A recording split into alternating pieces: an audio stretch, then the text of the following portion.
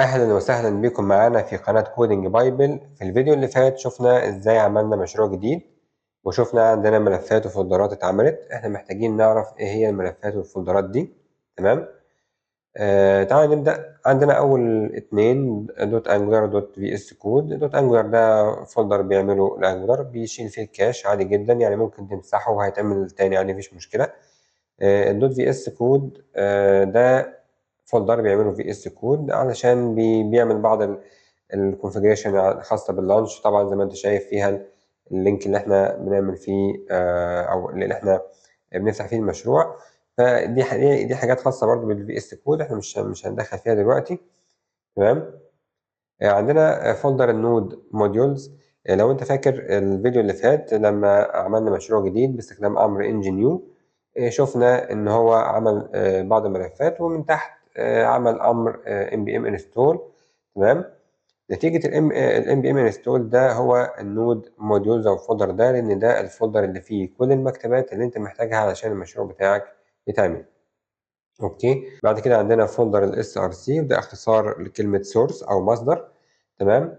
هنفتحه هنلاقي فيه عندنا فولدر اسمه اب. الاب ده كومبوننت ديفولت الانجولار بيعمله، لان لازم زي ما قلنا قبل كده ان الانجولار لازم يبقى عنده روت كومبوننت، فهو ده الروت كومبوننت.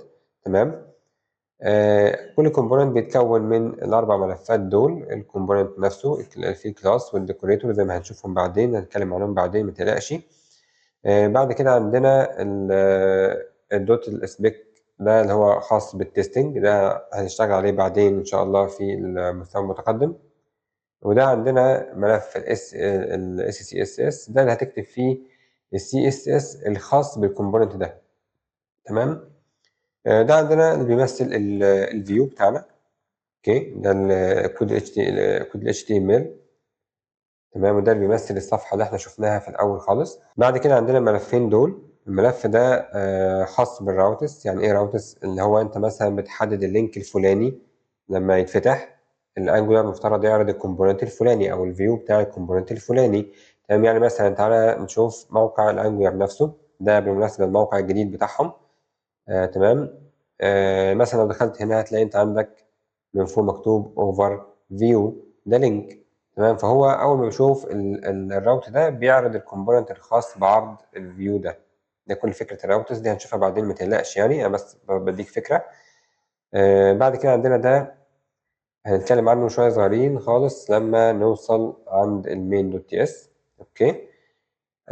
بعد كده عندنا فولدر الاسيتس. تمام. الاسيتس ده الفولدر اللي انت بتحط فيه الصور، مثلا عايز تحط فيه فونتس او خطوط تستخدمها بعدين في الابلكيشن بتاعك. تمام. طيب جواها فايل صغير اسمه دوت جيت كيب. الفايل ده يعني كل وظيفته في الحياة انه بيقول للجيت هاب ارفع الفولدر الاسيتس معاك بس. ليه؟ لان الجيت عامة لو انت مثلا شلت الجيت كيب ده وحبيت تحط بقى المشروع بتاعك على الجيت هاب، فولدر الاسيتس مش هيترفع معاك خالص. تمام. ليه؟ لان جيت ما بيرفعش الفولدرات الفاضيه. هما بس حاطين الفولدر ده وحتى مسمينه جيت كيب، اللي هو بس بيقول لك ان ده علشان جيت هاب يرفع فولدر الاسيتس حتى لو هو فاضي معاه، مفيش مشكله. بحيث انت فيما بعد لو حطيت صور عادي جدا وحبيت تمسحه امسحه عادي، مفيش مشكله. تمام. الفاف ايكون ده مجرد الايقونه اللي هي بتتعرض في الجزء ده من فوق هنا، واخد بالك؟ تمام. بعد كده عندنا الاندكس دوت اتش تي ام ال. الاندكس دوت اتش تي ام ال احنا طبعا بنشتغل على سنجل بيج ابلكيشن، يعني تطبيق الصفحه الواحده. فهي دي الصفحه الواحده اللي بتمثل الابلكيشن بتاعك، اندكس دوت اتش تي ام ال. تمام. طيب ازاي الابلكيشن بتشتغل؟ طب ازاي بيحصلها يعني ايه الطريقه اللي بتشتغل بيها السنجل بيج ابلكيشن؟ دي هنشوفها ان شاء الله في فيديو لوحدها لما بنتكلم عن السنجل بيج ابلكيشن وازاي بتشتغل، لان كمان هنحتاج نتكلم عن التحديث اللي حصل في المين دوت تي اس. تمام. يعني في تحديث حصل فيه من اول انجل 14، بس كان التحديث ده مش اجباري. يعني لما تيجي تعمل ابلكيشن جديده بانجل 14 و15 و16 بيديك الكود اللي كان موجود في المين دوت تي اس في المشاريع القديمه. تمام. لكن دلوقتي في انجولار 17 بقى هو ده التحديث الجديد اللي موجود معانا. بس عامة المين دوت تي اس هو هدفه نقطة البداية بتاعة الابلكيشن، يعني هو ده نقطة البداية. يعني انت لو ذاكرت مثلا سي بلس بلس او ذاكرت مثلا سي شارب جافا، هتعرف ان دايما في اي لغة منهم لازم يبقى عندي فانكشن اسمها مين. تمام، الفانكشن دي هي نقطة البداية بتاعة الابلكيشن. هنا برضو عندنا الجزء ده او البوت ستراب ابلكيشن دي هي نقطة البداية. تمام، هم حاطينها في فايل اسمه مين دوت تي اس. اوكي، هنتكلم عنها ونشوف الفرق بين التحديثين دول لما نبدأ نتكلم عن سنجل بيج ابلكيشن، ويعني ايه سنجل بيج ابلكيشن وبتشتغل ازاي. اوكي، بس دلوقتي خليك عارف ان دي الصفحه بتاعتنا الواحده اللي هي بتمثل الابلكيشن كلها، ودي نقطه البدايه. بعد كده عندنا styles.scss. الفايل ده واضح جدا ان هو بنكتب فيه كود CSS او SCSS عادي جدا، ده مش محتاج شرح، هو شارح نفسه.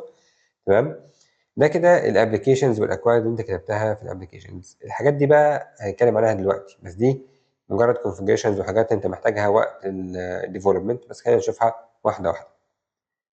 اول حاجه الدوت اديتور كونفيج، ده فايل بتكتب فيه بعض الحاجات اللي انت عايزها علشان تحافظ على الفورمات بتاع الكود بتاعك او طريقه كتابه الكود بتاعك.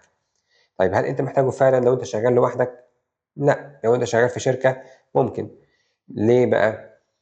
انت دلوقتي لو شغال في شركه وكل واحد او مثلا معاك تيم، وكل واحد في التيم ده بيستخدم كود اديتور مختلف. انت مثلا بتستخدم في اس كود، واحد تاني بيستخدم فيجوال ستوديو، واحد تالت بيستخدم اكليبس، وات ايفر. تمام، المشكله بقى انك انت لما بتستخدم او بتكتب الكود في كود اديتورز مختلفه، هتلاقي ان الستايل بتاع الكود او الفورمات بتاع الكود بيبقى مختلف من كل واحد للتاني. لكن الشركات بتحب تحافظ على طريقه كتابه الكود او الفورمات بتاع الكود مهما اختلف الكود اديتور. يعني لو كل واحد في التيم يستخدم الكود اديتور زي ما هو عايز براحته عادي جدا، ولكن لازم يحافظ على ستايل معين. عشان يحافظوا على ستايل معين ده بيعملوا ايه؟ بيكتبوا الكونفجريشن بتاع الستايل ده في الملف ده ويوزعوه على افراد التيم، فعشان كده يحافظوا او كلهم يكتبوا نفس الكود بنفس الستايل. لكن في معلومه تبقى عارفها ان في اس كود ما بيقراش الملف ده خالص لوحده من نفسه، ولازم يكون محتاج اكستنشن تاني اسمه editor config. نشوف هنا editor configuration او config for VS Code، هو ده. تمام، عشان بس ايه ده الاكستنشن ده عشان يخلي ال VS Code يعرف يقرا الملف ده. تمام، طيب هتقولي ما هو ال VS Code عنده ملف السيتنج اللي ممكن نعدل فيه طريقة كتابة الكود بتاعنا او الفورمات بتاع الكود. عادي جدا، ده بيعمل اوفر رايد ليها، مفيش مشكلة. تمام، ده بالنسبة للملف ده. نخش بقى على ملف الدوت جيت اجنور. من اسمه واضح ان هو بيخلي الجيت يعمل اجنور او يتجاهل بعض الملفات، ما يرفعهاش معاه، زي مثلا وكمان الفولدرات. زي مثلا عندك النود موديولز، انا مش محتاج النود موديولز ده في حاجه خالص، مش محتاج ده في حاجه خالص، لان انا بمنتهى البساطه لو هو مش عندي بكتب امر npm install، والnpm بينزل لي كل الملفات اللي او سوري كل المكتبات اللي احنا محتاجينها. تمام، يعني انت حتى لو حد صاحبك هيبعت لك مشروع تشتغل عليه، انت بس هتاخد الملفات من اول السورس لتحت فقط لا غير. لكن النود موديلز مش هيتبعت معاه، عشان ده اصلا بيبقى حوالي 300 ميجا، فمش هيبعت لك 300 ميجا في كل مشروع. انت كل اللي هتعمله ان انت هتنزل او هتعمل امر npm install علشان تنزل النود موديولز. تمام، اوكي. طيب ده بالنسبه للجيت اجنور. نيجي بقى على الانجولار للجوسون. الانجولار للجوسون ده ملف يعتبره زي السيتنج او الكونفجريشن بتاع المشروع بتاعك. تمام، ده فيه كونفجريشن طبعا للديفلوبمنت وللبيلد وكمان للتستنج. تمام، ده ملف كونفجريشن مش اكتر من كده. بعد كده عندنا الباكج جوسون والباكج لوك دوت جوسون. الباكج جوسون بيبقى فيه حاجتين او فيه 3 حاجات يعني. الحاجه الاولانيه بيبقى فيه السكريبت. السكريبتس دي عباره عن اكواد انت بتستخدمها، او مش اكواد، اوامر بتستخدمها مع الام بي ام. بمعنى ان احنا المره اللي فاتت استخدمنا امر ng serve عشان نعمل رن للابلكيشن. لكن بما ان عندك هنا start و ng serve، ممكن تعمل ايه بقى؟ ممكن تيجي تعمل هنا npm run start اوكي وتضغط انتر هتلاقي نفسه هو عمل لك ايه ng serve علشان يشغل لك الابلكيشن.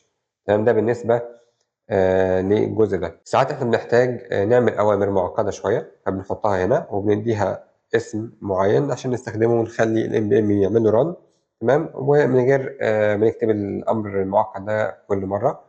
تمام، بعد كده عندنا الديبندنسز دي المكاتب اللي انت محتاجها في الانجولار. حتى لو انت جيت تسطب مكتبه ثانيه هتتحط هنا. تمام، بس مش انت اللي بتحطها، انت بس بتكتب الامر مثلا npm install وليكن بوتستراب. البوتستراب او الام بي ام بينزل لك البوتستراب وبيكتب لك اسمه هنا. تمام، بعد كده عندنا ديبندنسز او ديف ديبندنسز دي اللي هي الحاجات اللي انت محتاجها وقت الديفلوبمنت، مش محتاجها تبقى موجوده في الكود بتاع المشروع بتاعك. يعني مثلا الحاجات دي خاصه بالتستنج بس. تيستنج انت مش محتاج تيستنج في البرودكشن، طالما انت هتخلي المشروع اونلاين فخلاص انت مش محتاجها. فبالتالي الحاجات دي بس موجوده وقت الديفلوبمنت. ده كل ايه فكره الباكج دوت جوسون. طيب امال الباكج لوك دوت جوسون ده عباره عن ايه؟ كل مكتبه من المكتبات اللي عندك بتبقى معتمده هي كمان على مكتبه تانية. تمام، المكتبات التانية دي اساميها واصداراتها موجوده كلها هنا. يعني احنا لو جينا نشوف مثلا دي حاجه خاصه بالانجولار مثلا. تمام، معتمده على مثلا الحاجات دي. لو جيت نزلنا تحت مثلا انيميشنز معتمده برضه هتلاقيها على حاجات تانية. السي ال اي معتمده على دول وهكذا. تمام، دي كل ايه الفكره بتاعت الباكج لوك دوت جوسون. طيب ايه فايدته؟ فايدته ان انت مثلا لما حد يبعت لك مشروع فيه الباكج جوسون باكج لوك دوت جوسون، لما تيجي تعمل ام بي ام انستول الام بي ام هينزل لك كل الباكجز اللي موجوده او اللي انت محتاجها بنفس الاصدارات اللي موجوده في الملفات دي، عشان يبقى نفس المكتبات اللي عندك هي نفس المكتبات اللي عند صاحبك اللي شغال معاك على المشروع مثلا. تمام، دي كل الفكره. طيب عندنا ريد مي، ده مجرد دوكيومنتيشن للمشروع بتاعك. بتكتب اي دوكيومنتيشن انت عايز تظهرها على الجيت هاب او على الريبو بتاع الجيت هاب بتاعك. تمام، هنا بقى عندنا دول خاصين بالكومبايلر بتاع التايب سكريبت. طب هتقولي طب هم ليه عاملين 3 ملفات وايه الفرق بينهم؟ لان هم كلهم مثلا انت عندك لو دخلت هنا هتلاقيه عامل لك اكستندس لل tsconfig.json، يعني ده برضو انكلودد ده وده نفس الكلام. طب هم ليه مش عاملهم في ملف واحد؟ يعني ايه اللي فيها؟ لان ببساطه اللي احنا فاتحينه ده اساسا عباره عن ورك سبيس فيها مشروع واحد. يعني ايه ورك سبيس؟ يعني مساحه عمل. انا هشرح لك الفرق ما بين الاثنين، من مساحه العمل والمشروع وازاي تعمل ورك سبيس فاضيه والكلام ده كله في فيديو منفصل عشان ما نطولش بس الفيديو ده. تمام، لكن اللي انت تعرفه دلوقتي ان ده خاص بالورك سبيس، اما ده خاص بالبروجكت اللي انت عملته. هتفهم ده اكتر لما نيجي نتكلم عن الورك سبيس والمشروع والفرق بين الاثنين يعني. بس هو مبدئيا خليك عارف ان دول مجرد اعدادات للكومبايلر بتاع التايب سكريبت. تمام، كده يبقى خلصنا الفيديو بتاعنا. ولو عندك اي سؤال ابعت لنا عادي جدا على القناة او على الفيسبوك او وات ايفر، التيك توك او الانستجرام، واحنا اكيد هنرد عليك.